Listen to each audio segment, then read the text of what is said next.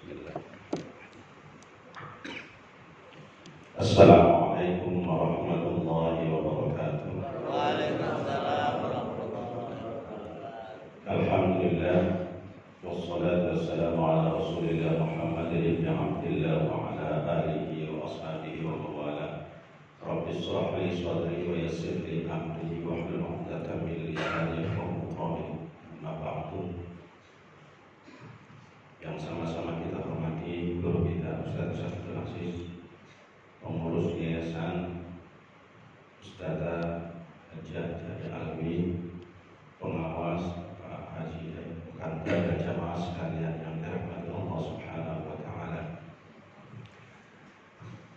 Pertama ingin saya sampaikan ucapan terima kasih dari Ibu Hajjah Karmani yang telah memotivasi kita untuk masalah Quran. Yang kedua, tentang pengajian, kemarin saya merumuskan dengan Ustaz Abdul Aziz bahwa pengajian di masjid kita ini jangan ilmu terus, ceramah ilmu, tapi sentuhan rohaninya kurang. Karena itu ada salah satu nanti pertemuan yang jadwalnya Ustadz Ishak, kalau nggak salah setiap Kamis pertama, ya Ustadz ya. Setiap Kamis pertama setiap bulannya kita isi dengan zikir, sholawat terutama, untuk bagaimana mengasah hati kita, mengasah rohani kita yang selama ini kita diisi dari otak terus ilmu. Maka untuk memberikan keseimbangan, bagaimana kita diisi rohaninya dengan zikir, terutama kita bersolawat. Itu yang kita rencanakan dan saya sepakat dengan itu, dengan Ustadz Ishak. Setiap jadwal beliau nanti diisi dengan zikir. Saya pikir ini sangat baik sekali lagi guna mengasah rohani kita supaya kita semakin lembut, semakin sensitif dalam hal-hal beragama, sehingga kita kesana semakin baik. Ilmu pengetahuannya bertambah, sekaligus rohani kita, hati kita semakin lembut dalam memandang dan memahami hal-hal yang terkait dengan agama. Yang ketiga, tidak bosan-bosannya harus disampaikan terus bahwa di atas ibu-ibu itu mengkhawatirkan. Karena itu digeser sholatnya, takut ada sesuatu yang terjadi. Akan lebih cepat, lebih bagus. Lebih cepat itu kalau dananya lebih cepat, maka akan segera untuk diperbaiki, karena di atasnya sudah semakin reot. Ini yang perlu kami sampaikan, dan pengurus tidak mampu untuk membangun kecuali dukungan dari jamaah sekalian. Selama ini terus terang segala sesuatu didukung oleh jamaah secara keseluruhan, termasuk terakhir pengadaan karpet, dukungan jamaah full untuk bagaimana bisa merasakan nikmatnya ibadah di masjid ini. Itu barangkali, dan pagi ini kita memasuki bab yang ke-6 dari kitab yang kita sepakati, yaitu Riyadhus Shalihin. Dari mulai niat atau ikhlas, kemudian sabar, kemudian ridha, kemudian asyid, kebenaran, dan yang terakhir kemarin itu adalah tentang muraqabah. Muraqabah itu merasa diawasi oleh Allah. Kita merasa diawasi oleh Allah. Kalau orang nggak merasa diawasi oleh Allah, biasanya perbuatannya karep dewek, semaunya sendiri. Tapi karena merasa diawasi oleh Allah, dia akan berhati-hati, dia akan waspada. Dan inilah nanti makna takwa. Jadi takwa sangat dekat dengan muraqabah, berdampingan dia dalam amal kita atau dalam sikap kita sehari-hari. Apa sesungguhnya takwa itu? Takwa ternyata kalimat takwa di dalam Al-Quran jumlahnya ada 245 kali dalam berbagai bentuk derivasinya. Derivasi itu perubahan-perubahan katanya. Ada kata muttaqin, ada kata tattaqun, ada kata ittaqillah, atau kata-kata yang lain dalam berbagai bentuk kalimatnya. Itu jumlahnya 245. Dari 245 ini saya buka di linknya Gusmus Kiai Haji Bisri Mustafa Bisri, Kiai Haji Mustafa Bisri itu, kata beliau dari 245 itu ada 10 ayat yang berpesan tentang takwa. 10 ayat dari 245, 10 ayat yang berpesan tentang takwa. Disebutkan dalam ayat beliau bagaimana pesan takwa dalam Al-Quran. Itu artinya Allah langsung beserta Rasulullah berpesan tentang takwa. Bahkan salah satu rukun dari khutbah Jumat, salah satu rukunnya adalah pesan takwa. Kalau pesan takwa itu dilewati, maka menjadi batal Jumatannya, karena salah satu rukunnya tidak terpenuhi. Tidak hanya niat, tapi ada pesan takwa di dalam rukun khutbah Jumat. Berikut juga khutbah-khutbah yang lain. Salah satu rukunnya adalah pesan takwa. Karena itu pagi ini kita sudah sampai pada kajian kita di kitab Riyadhus Shalihin, yaitu tentang takwa. Bagaimana ayat-ayat takwa yang jumlahnya 245 itu? Sebagian saya tampilkan, yang ditampilkan juga ini di kitab Riyadhus Shalihin, surat At-Taghabun, mengingatkan kita, bertakwalah kamu kepada Allah menurut kesanggupanmu, mastata'tum. Bertakwalah kepada Allah mastata'tum, wasma'u wa ati'u wa anfiqu khairun li anfusikum. Dan dengarkan serta taatilah, infakkanlah harta yang baik untuk dirimu, dan barang siapa dijaga dirinya dari kekikiran, mereka itulah orang-orang yang beruntung. Kalimatnya dijaga dari kekikiran, ya, berarti orang ini tidak kikir, terbebas dari kikir. Orangnya senang berderma. Sampai sahabat Ali itu begini ngomongnya. Kata sahabat Ali, untuk mengukur baik buruknya seseorang itu, lihat orang itu lebih bahagia mana ketika menerima harta dan ketika memberikan harta ke orang lain.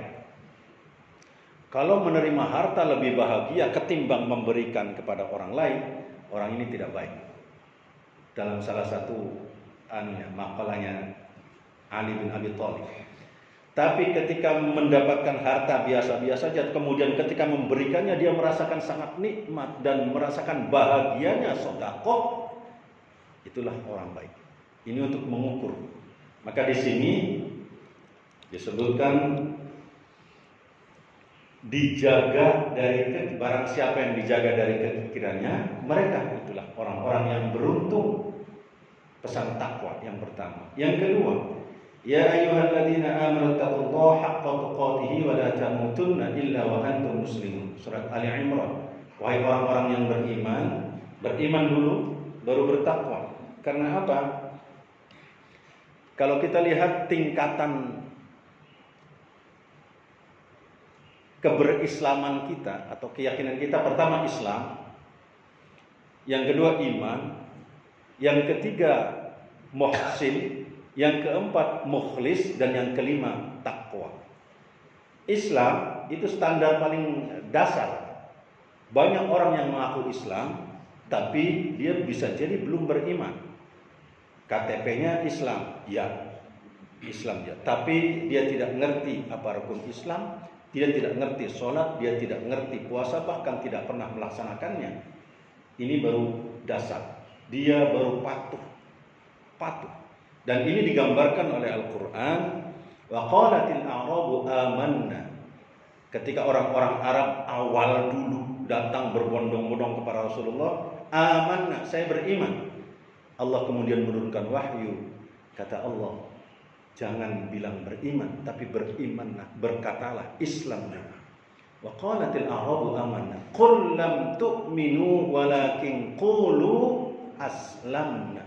Katakan Muhammad, janganlah kalian mengatakan saya beriman dulu, tapi katakanlah aslamna, saya telah Islam. Tahap pertama. Yang kedua, beriman. Orang beriman sudah memiliki 3 hal dalam dirinya. Iqraru bil lisan, mengucapkan ada getaran dalam hatinya, ada getarannya, kemudian diucapkan dengan lisan, kemudian dibuktikan dengan seluruh perbuatan tanpa reserve. Orang beriman. Yang ketiga, muhsin. Kalau sudah beriman, muhsin, mau melaksanakan perbuatan, perintah-perintah Allah dilaksanakan. Tapi saat melaksanakan perintah masih ada yang punya kecenderungan lain, ingin dipuji, ingin mendapatkan sanjungan, ingin mendapatkan pujian dan sebagainya.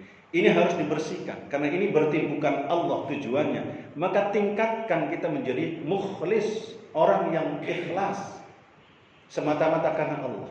Berbuat karena Allah, berbicara karena Allah, beribadah karena Allah, semuanya karena Allah, bukan karena yang lain. Kalau sudah karena Allah, sudah ikhlas, maka dia akan naik pada tingkat terakhir, takwa. Akan menjadi takwa. Maka di sini yang dipanggil, ya ayyuhalladzina amanu, wahai orang beriman. Karena dia sudah memiliki 3 hal tadi. Ada getarannya, ucapannya sudah, iqrar bil lisan dengan 2 kalimat syahadat, dan dia siap melaksanakan perintah, maka dipanggil oleh Allah. Orang Islam belum tentu dipanggil di sini. Maka kata Allah di sini, ittaqullah, bertakwalah kepada Allah, haqqa tuqatih wa la tamutunna illa wa antum muslimun, dan janganlah kalian mati dulu sebelum dalam keadaan berserah diri kepada Allah Subhanahu wa taala. Berikutnya surat At-Talaq, wa may yattaqillaha yaj'al lahu makhrajan. Barang siapa yang bertakwa kepada Allah akan diberikan jalan keluar dalam setiap urusannya. Ada saja jalan keluarnya. Orang yang bertakwa itu enggak pernah mengalami kesulitan dalam hidupnya. Selalu diberi jalan keluar dalam setiap permasalahan hidupnya. Selalu, karena dia sudah dekat dengan Allah Subhanahu wa taala. Wa yarzuqhu min haitsu la yahtasib, dan akan diberikan rezeki dari yang tidak diduga-duga. Ketemu dengan orang dapat rezeki, ketemu dengan yang lain dapat rezeki. Orang bertakwa, Allah semua memberikan rezeki tanpa diduga-duga. Ma wa may yatawakkal 'ala Allah fa huwa hasbuh, dan barang siapa yang bertawakal, berserah diri kepada Allah, fa huwa hasbuh, dicukupi seluruh kebutuhannya, bukan diberikan kaya, tapi cukup. Banyak orang kaya tidak cukup, banyak orang miskin yang merasa cukup dalam hidupnya. Yang penting kita dicukupi segala kebutuhannya. Ini pentingnya takwa kepada Allah Subhanahu wa taala. Ayat berikutnya dalam surat An-Nisa, ya ayyuhalladzina amanu taqullaha wa qulu qawlan sadida. Wahai orang yang beriman, bertakwalah kepada Allah dan ucapkanlah perkara yang benar, perkataan-perkataan yang benar. Qawlan sadida, jangan ngomong perkataan yang tidak baik untuk orang yang bertakwa. Setiap pesan untuk takwa didahului dengan aman. Maksud saya, untuk manggil orang bertakwa, perintah ketakwaan itu adalah orang beriman. Bukan landasan yang pertama tadi, yaitu keislamannya. Ayat berikutnya Al-Anfal, ya ayyuhalladzina amanu in tattaqullaha yaj'al lakum furqana. Kata Allah, wahai orang beriman, jika kamu bertakwa kepada Allah, maka Allah akan memberikan furqan. Furqan, kemampuan untuk membedakan antara yang baik dan buruk. Ini mohon maaf, banyak orang sekarang susah membedakan antara baik dan buruk. Baik dan buruk itu katanya beda-beda tipis, Betty. Beda-beda tipis katanya. Enggak. Yang baik dan benar itu jelas, yang salah jelas semuanya. Ada batas yang jelas di situ. Ini akan diberikan oleh Allah bagi orang yang bertakwa. Tapi orang yang tidak bertakwa, dia biasanya samber aja.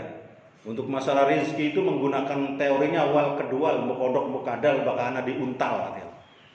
Artinya udah apa aja, yang penting apapun bentuknya, karena tidak bertakwa nggak bisa membedakan antara yang baik dan buruk.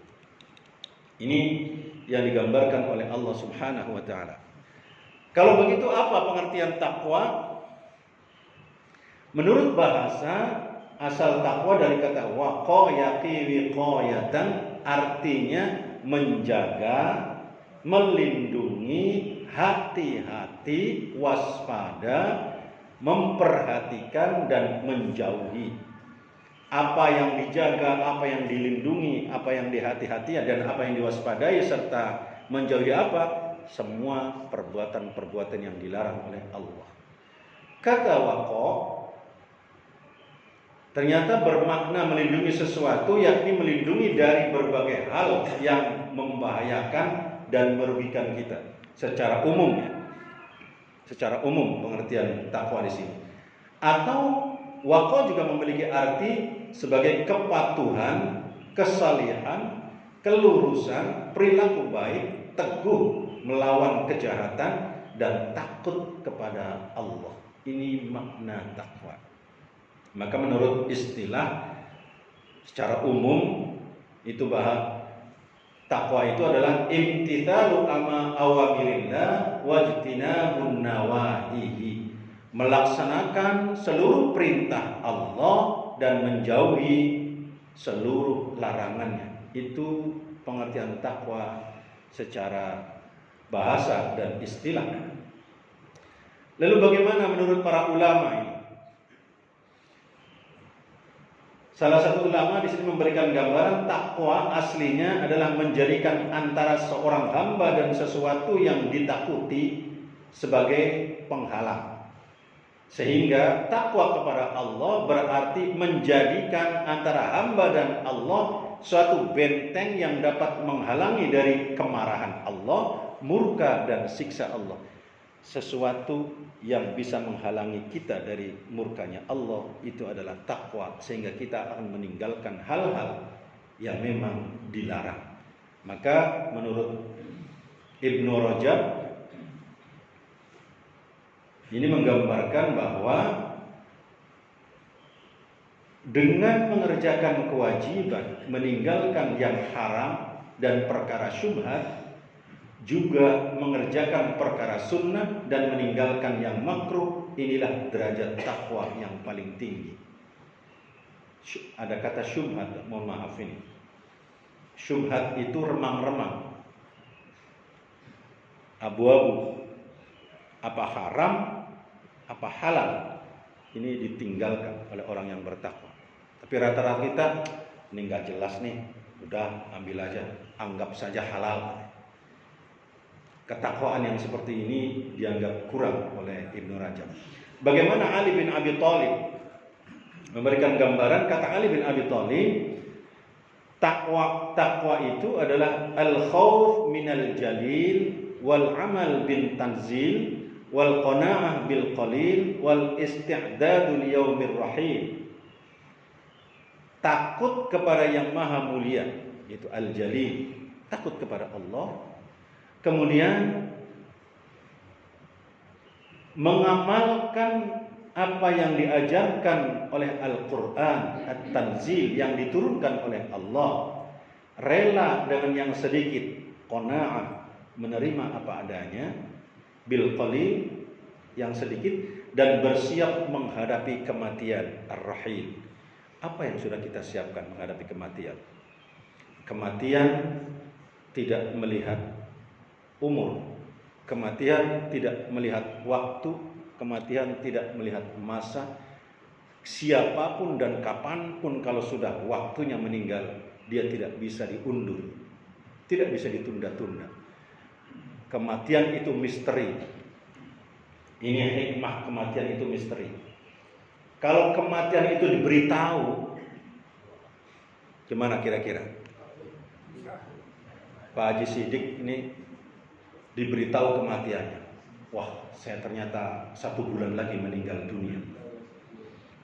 Terus dia pesen ke teman-temannya di grup WA. Nanti kalau saya meninggal dunia, tolong ya saya disolatkan oleh kalian semua.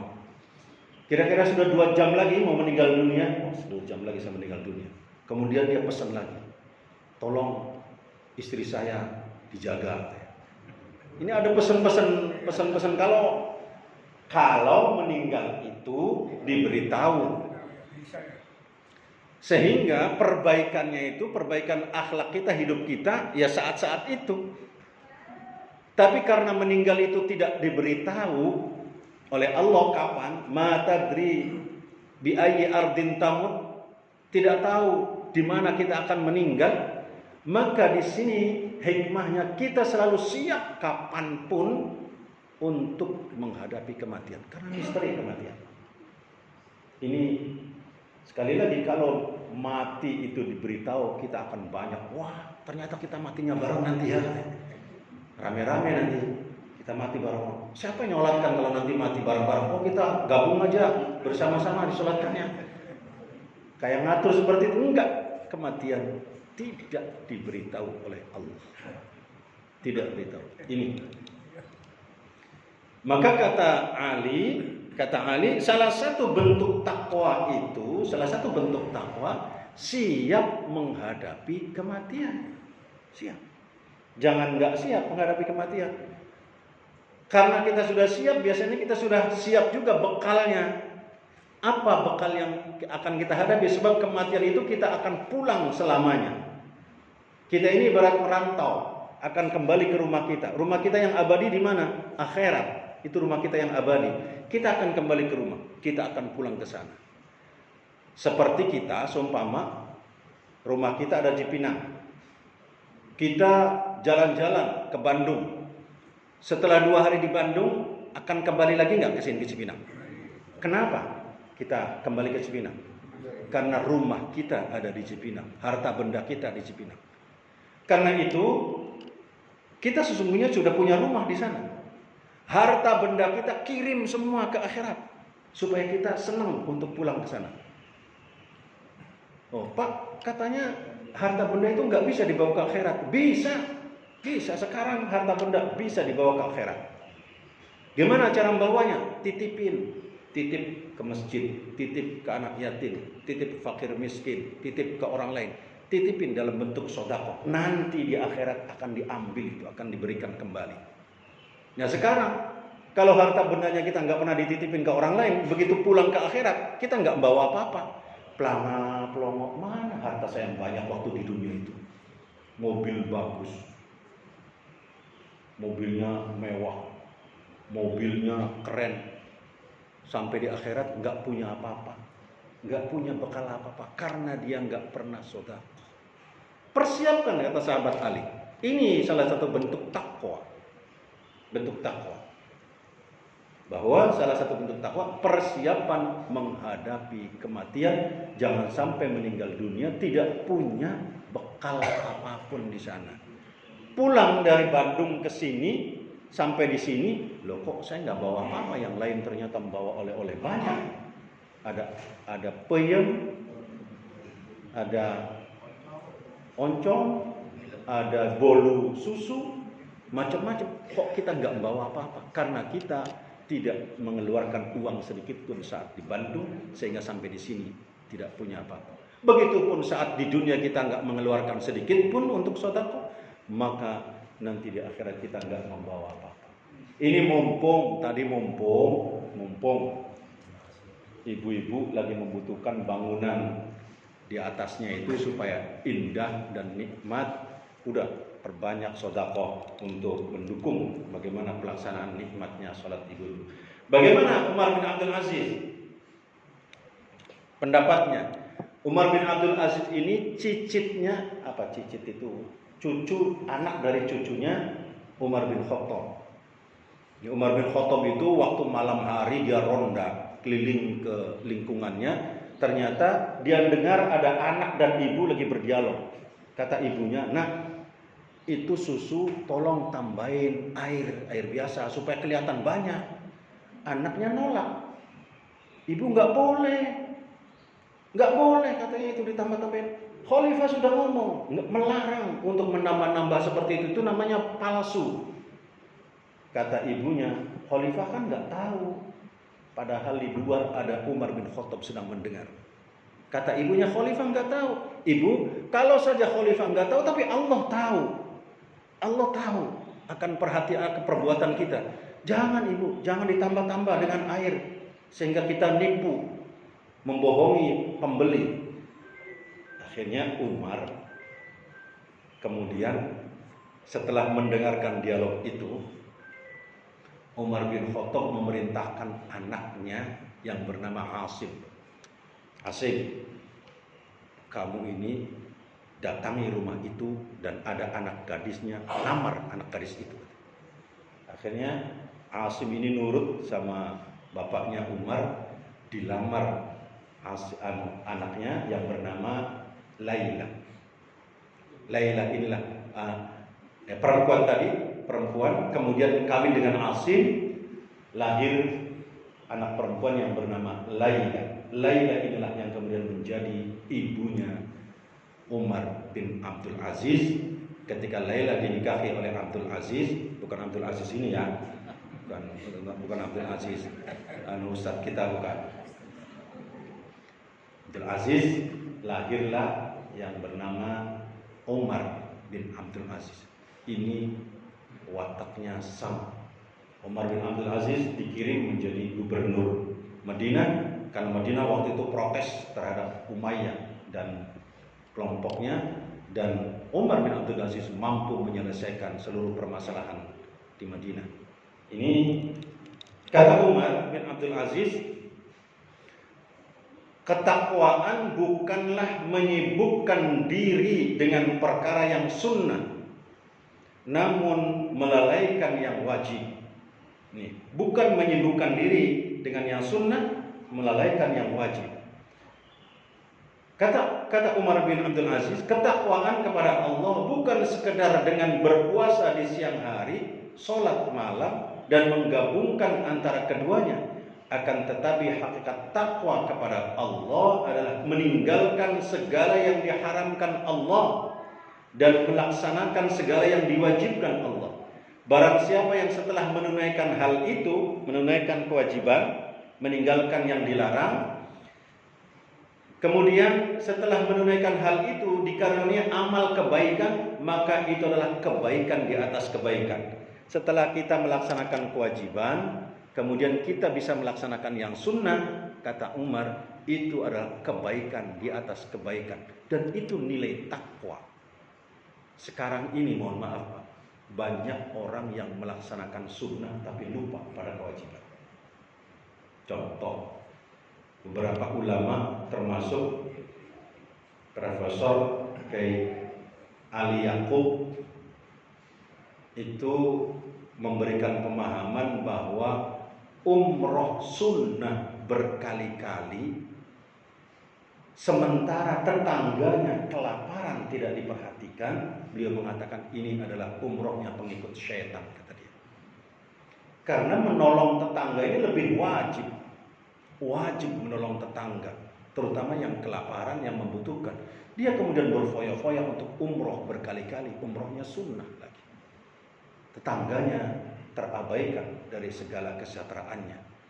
Ini yang wajib, banyak orang yang mengabaikan yang wajib ini, tapi kemudian dia merasa bahagia, bahkan diviralkan yang sunnah-sunnah ini, tapi yang wajib tidak diperhatikan. Lebih jauh lagi, mohon maaf, banyak orang yang malam-malam SMS, bangun, sholat malam, sholat sunnah. Begitu waktunya subuh tidur dia. Waktunya subuh tidur. Masya Allah, ini gimana ini orang ini? Bukan jamaah kita, bukan orang sana, tapi orang sana. Ini perkara wajib dilalaikan, tapi mengagung-agungkan sunnah Ya bagi saya mohon maaf ya, apa pentingnya di malam hari jam 2 SMS? Apa pentingnya? Sementara HP orang lain kan ditutup semua. Kalau dia tidak ingin kalau dia pasti ingin mengatakan, saya bangun malam loh. Ngapain? Memberitahu orang. Bangun malam kok memberitahu orang. Justru kenapa disuruh sunnah di malam hari itu? Supaya nggak ada orang lain tahu. Ini malah memberitahu kemana-mana. Bangun di malam hari ketika orang lain tidur. Wan nasu niyamun, kata Rasulullah. Sementara orang lain tidur. Bangunlah di malam hari. Tujuannya supaya tidak diketahui oleh orang. Tapi hanya kita dengan Allah subhanahu wa ta'ala yang tahu. Berdua saja sudah yang tahu. Lah ini malah ngambil HP, dibuka dulu, nyari nama teman. Kan habis waktunya malah untuk berkomunikasi dengan Allahnya. Mau menemui Allah atau menemui teman? Kalau menemui Allah, tutup semua HP itu. Kita bermunajat kepada Allah di dalam hari. Hanya kita dan Allah yang tahu. Ditambah mungkin istri, keluarga kita dibangunkan untuk bersama-sama. Ini di-share. Sekarang sudah tambah lagi kalimatnya.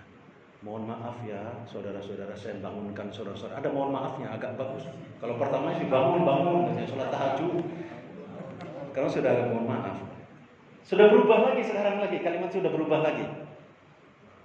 Alhamdulillah, setelah tahajud saya sudah bisa setengah juz Al-Quran. Untuk apa ngasih tahu begitu tuh?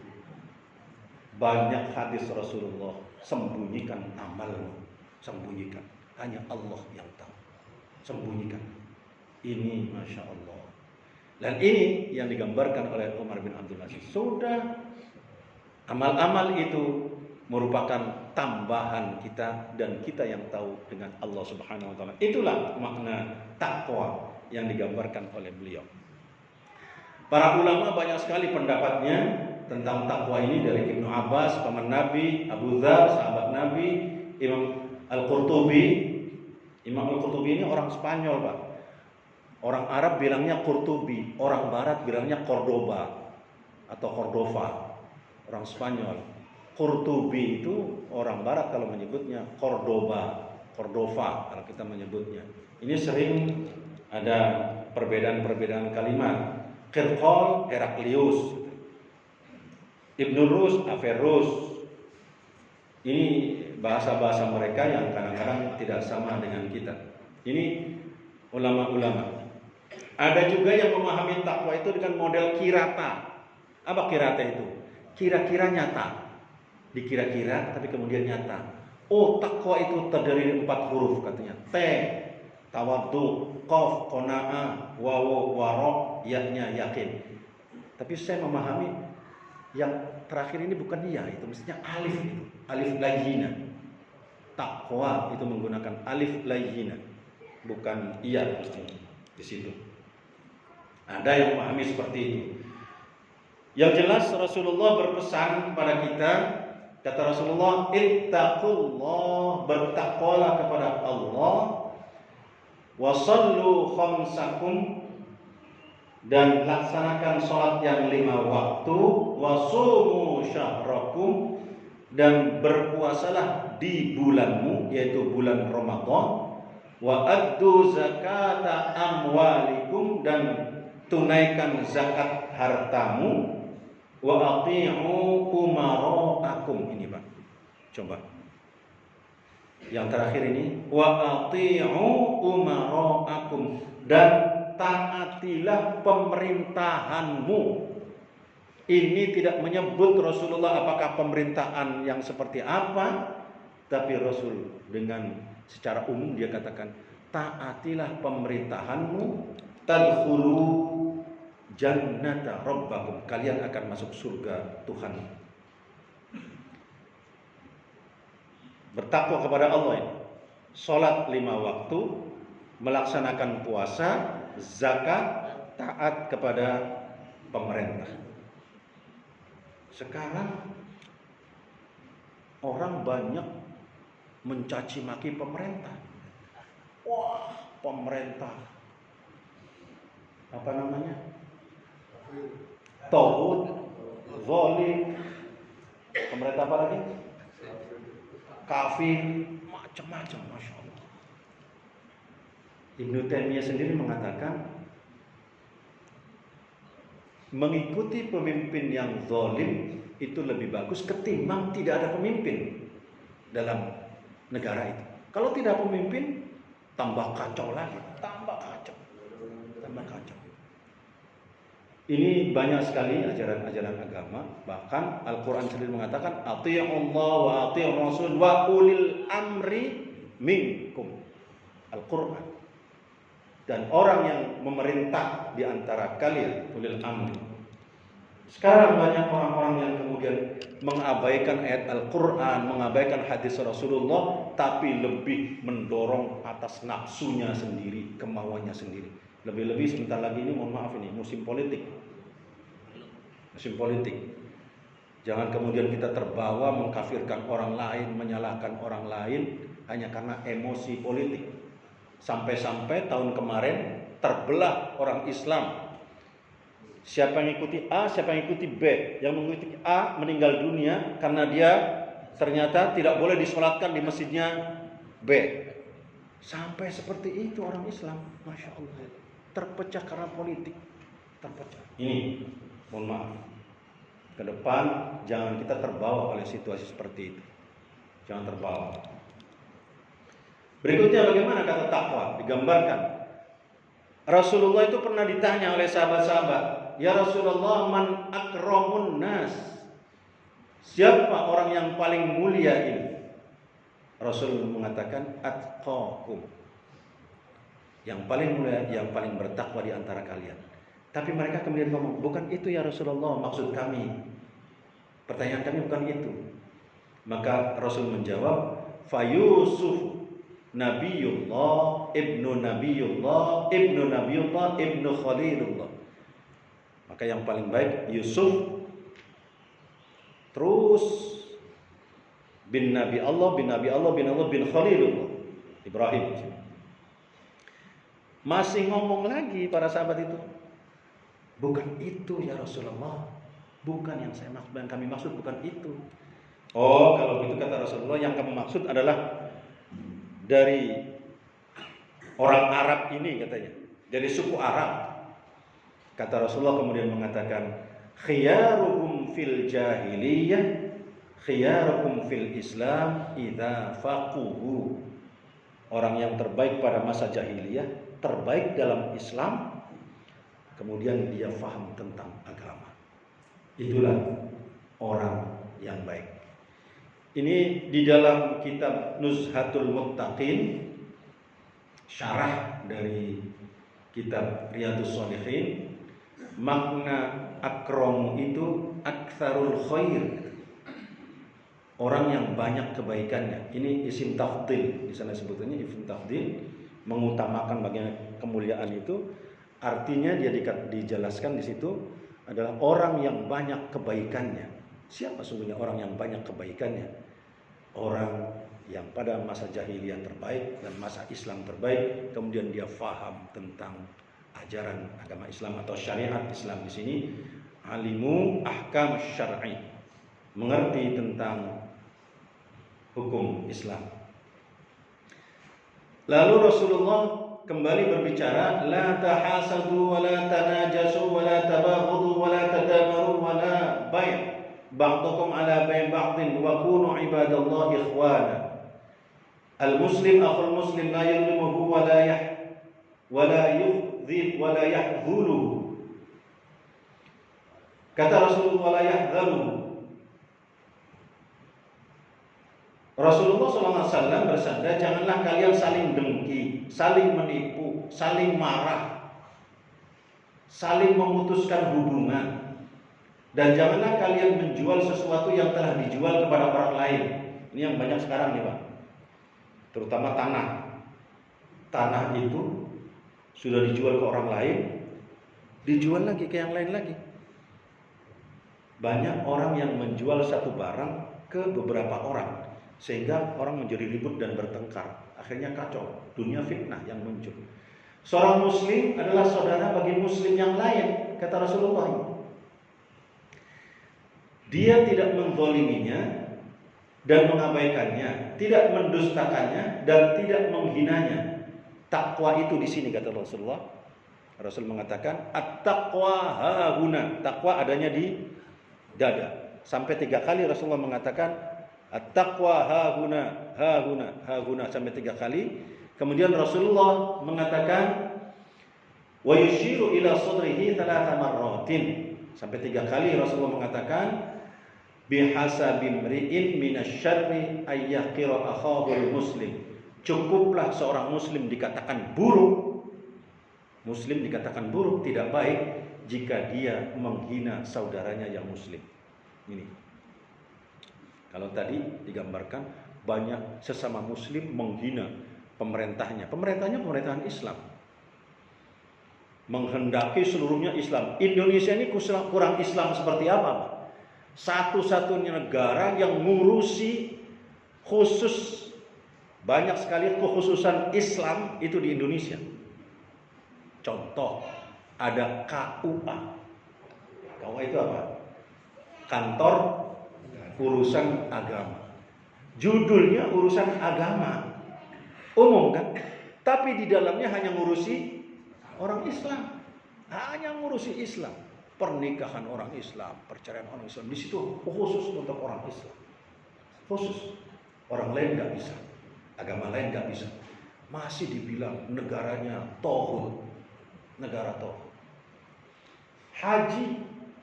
Bagaimana pemerintah turun memberikan pelayanan di Indonesia, ataupun di negeri lain. Negeri lain, bukan negeri Islam, bukan negeri agama.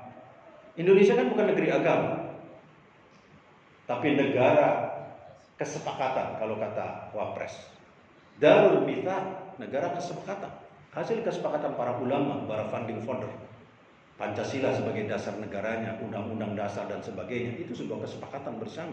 Seperti juga Rasulullah pada awal berdirinya negara Madinah, itu kesepakatan. Maka di situ ada Piagam Madinah, merupakan kesepakatan. Indonesia ada Piagam Jakarta, sebuah kesepakatan untuk mendirikan negara. Nah kemudian orang menghardik berbagai macam hal-hal yang terkait dengan keyakinan mereka masing-masing. Ini sekali lagi mendekati tahun politik, biasanya muncul hal-hal seperti ini, kemudian nyeret-nyeret kita. Kulul muslim alal muslim haram damuhu wa maluhu wa irduhu. Setiap muslim terhadap muslim lainnya haram darahnya, ini haram hartanya dan haram kehormatannya. Jangan dihina, jangan dilecehkan, jangan kemudian kita menghinakan sesama muslim. Ini yang harus kita jaga dalam hidup kita itu, kata Rasulullah. Ciri takwa, bagaimana kalau begitu Pak ciri orang bertakwa itu? Secara vertikal hubungan dengan Allah itu digambarkan dalam surat Al-Baqarah. Saya yakin hafal semua ini, karena ini ayat-ayat tahlil. Ayat-ayat tahlil ini. Awal surat Al-Baqarah hafal semua. Alif lam mim dzalikal kitabul la raiba fihi hudal lil muttaqin.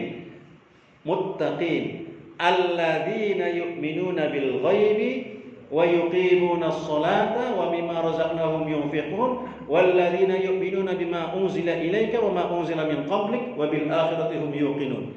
Hafal semuanya ini, saya yakin. Pertama, kata Allah ini cirinya orang yang bertakwa kaitannya dengan Allah, percaya kepada yang ghaib. Apa yang ghaib itu? Alam akhirat, surga, neraka, siksa, nikmat, itu alam yang ghaib. Kita percaya semuanya. Apa benar Pak? Kalau nggak percaya silakan mati duluan. Ketemu pasti itu, pasti ketemu. Dan ternyata di akhirat itu nikmat. Kenapa? Rata-rata nggak ada orang yang kembali lagi ke dunia. Nggak ada, karena dia sudah merasakan nikmatnya di sana. Ini enak di sana itu, nikmat. Mendirikan sholat, yang kedua cirinya orang yang takwa. Kemudian menafkahkan sebagian harta. Wa mimma razaqnahum yunfiqun. Ini berkali-kali ini. Sebagian harta dinafkahkan, disedekahkan, diberikan kepada yang lain, berbagi dengan yang lain. Herannya, mohon maaf, herannya ini ada kalimat indahnya berbagi itu hanya di SMS, di WA. cerita tentang ini, kemudian terakhir indahnya berbagi. Apa yang dibagi? Saya bilang, ini orang ini cerita-cerita gini doang. Coba berbagi harta terhadap yang lain, sesama, merasakan kenikmatan. Terakhir biasanya diikuti indahnya berbagi. Ya, kirim rekening kan itu terus dibagi. Panitia sudah menyiapkan rekening di depan itu, ditulis, tinggal difoto dan dikasih duitnya. Beriman kepada Al-Quran. Ini walladzina yu'minuna bima unzila ilaik, kepada Rasulullah yaitu Al-Quran, wa ma unzila min qablik, dan yang diturunkan sebelum engkau, sebelum Al-Quran, yaitu apa? Kitab apa yang harus kita imani sebelum Al-Quran? Injil, Zabur, Taurat. Terus? Sudah?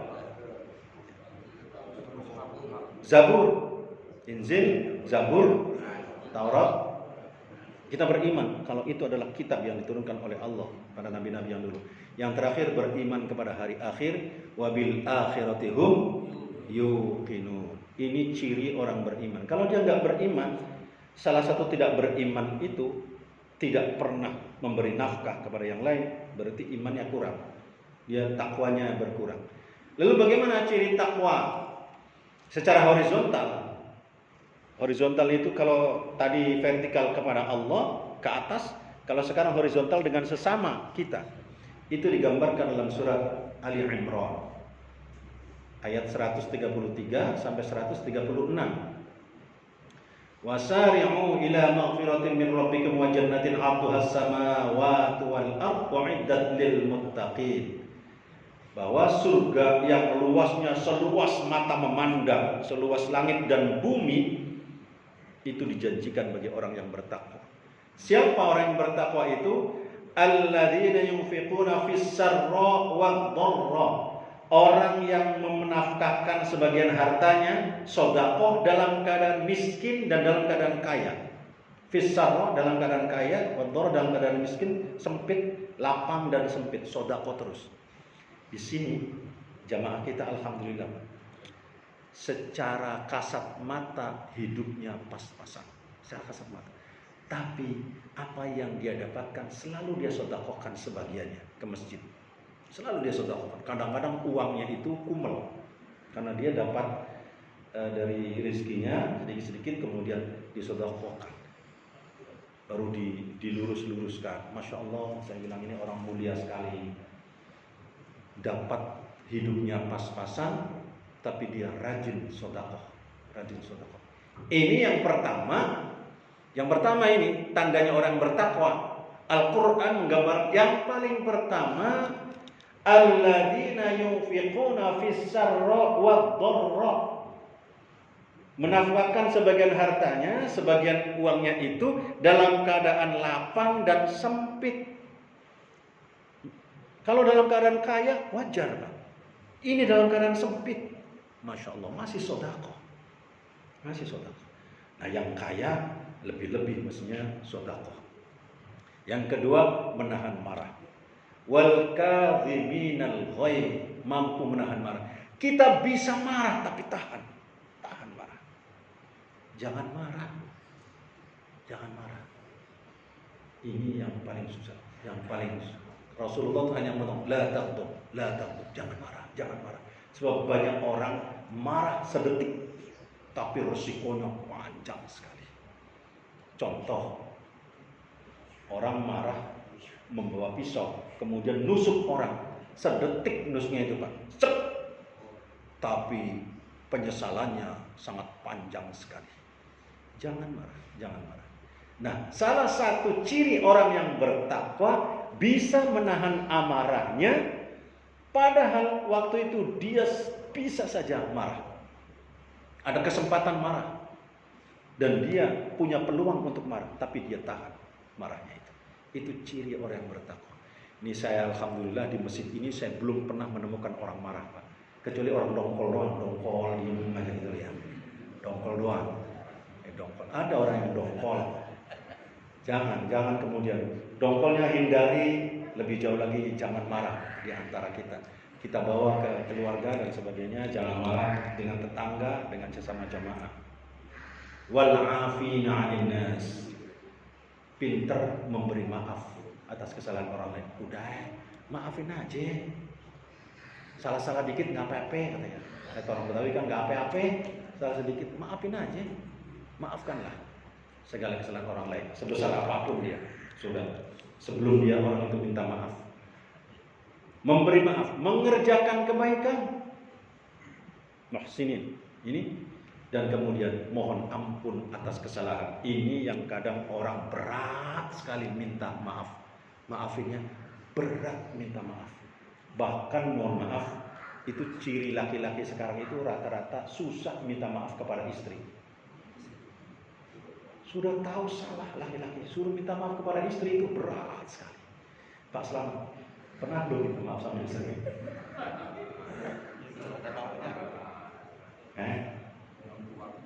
Sewaktu-waktu ya. Kalau ada maunya itu kan. Kata Ustaz Isa, kalau ada maunya itu baru minta maaf. Masya Allah. Ini kadang-kadang laki-laki tempat berat sekali minta maaf sama istri. Berat. Sudah tahu salah dia masih membela, masih bela diri. Iya dasar kamu, wah macam-macam, masya Allah, subhanallah. Padahal ini ada sahabat Rasulullah, istrinya itu tukang marah. Istrinya ini tukang marah. Karena istrinya tukang marah, dia mau mengadu kepada Umar bin Khattab. Yang marah istrinya nih. Begitu sampai di depan rumah Umar bin Khattab, malah Umar bin Khattab lagi dimarahin sama istrinya. Wah, lagi dimarahin. Akhirnya dia nggak jadi. Saya Umar saja dimarahin sama istrinya, apalagi saya, kata dia. Dia balik lagi. Kemudian ketika balik, Umar melihat, sini ada apa? Enggak ya, Umar. Saya ini mau mengadukan. Istri saya tuh marah terus sama saya kerjanya. Begitu saya mau menyampaikan ke panjenengan, malah saya lihat engkau sedang dimarahin oleh istri engkau. Sini, kata Umar. Sini. Umar bin Khattab mengatakan, istri kita itu adalah orang yang pernah melahirkan anak-anak kita. Istri kita yang telah membina anak-anak kita. Istri kita yang membimbing kita. Itu di sana. Jangan pernah marah sama istri, kata Umar bin Khattab. Kalau kita sering marah, termasuk saya kadang-kadang marah juga. Tapi kita ini setelah dapat Al-Quran, wal kadhibina jangan marah. Berhenti marah. Ini ciri orang yang bertakwa. Pedno, berhenti marah. Ya. Jangan marah terus. Gampang marah. Oh, nggak pernah marah ya, Pak Erno, nggak pernah marah yang saya tahu. Ya, nggak pernah marah. Jangan marah meskipun kita punya kesempatan untuk marah. Nah, sekarang bagaimana keutamaannya? Sedikit lagi. Bagaimana keutamaan orang yang bertakwa? Kalau tadi itu cirinya, sekarang keutamaannya. Pertama, orang yang bertakwa itu akan mendapatkan jalan keluar atas segala permasalahannya. Yaj'al lahu makhraja. Al-Quran ini. Masa kita nggak percaya sama Al-Quran? Mendingan kita bertakwa daripada nggak bertakwa. Sebab bertakwa akan diberikan jalan keluar atas segala urusan kita. Kemudian, wa yarzuqu min haitsu yahtasib, itu diberikan rezeki yang tidak diduga-duga. Wa yarzuqu min haitsu yahtasib, rezekinya yang tidak diduga-duga. Ini dalam surat At-Tolak. Yang berikutnya, kemudian mampu membedakan baik dan buruk. Ini diberikan oleh Allah tadi. Orang yang bertakwa akan diberikan kemampuan untuk membedakan baik dan buruk. Bahaya kalau kita tidak bisa membedakan baik dan buruk. Bahaya. Hidup di masyarakat tidak bisa membedakan baik dan buruk. Sangat berbahaya orang seperti ini. Tapi dengan bertakwa, Allah akan menurunkan kepada kita untuk bisa membedakan baik dan buruk. Hilang rasa takut dari bahaya dan tipu daya. Ini, tasbiru wa tattaqu la yadurukum kaidahum syai'a. Tidak akan ada rasa takut bagaimanapun dia. Difitnah, di apa dia tenang. Tidak pernah takut dengan tipu daya orang lain. Dia hadapi semuanya. Itu ciri orang yang bertakwa, dan takwanya betul-betul kuat. Diterima amal, dihapus dosanya. Ciri yang bertakwa, keuntungan orang bertakwa. Kemudian meraih ilmu pengetahuan. Ini mohon maaf, hidup tanpa ilmu pengetahuan susah hidupnya, susah. Maka dengan bertakwa Allah akan memberikan ilmu pengetahuan yang kuat bagi kita. Karena itu mari kita tingkatkan takwa kita sesuai dengan kriteria-kriteria tadi. Mudah-mudahan Allah akan mengantarkan kita kepada yang kepada ketakwaan kita. Ini semakin dekat kita dengan cahaya, makin besar pula bayangan yang tercipta. Begitulah Allah. Allah adalah cahaya, sementara takwa adalah bayangannya.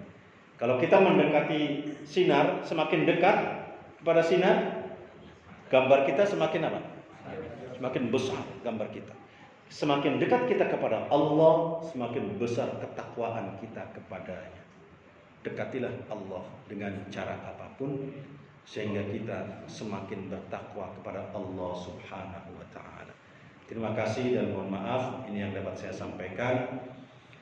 Mari kita tingkatkan takwa kita kepada Allah Subhanahu wa ta'ala, sehingga kita senantiasa ada dalam ridho Allah Subhanahu wa ta'ala. Terima kasih. Ditutup dengan doa. Wallahu muwaffiq ila aqwamit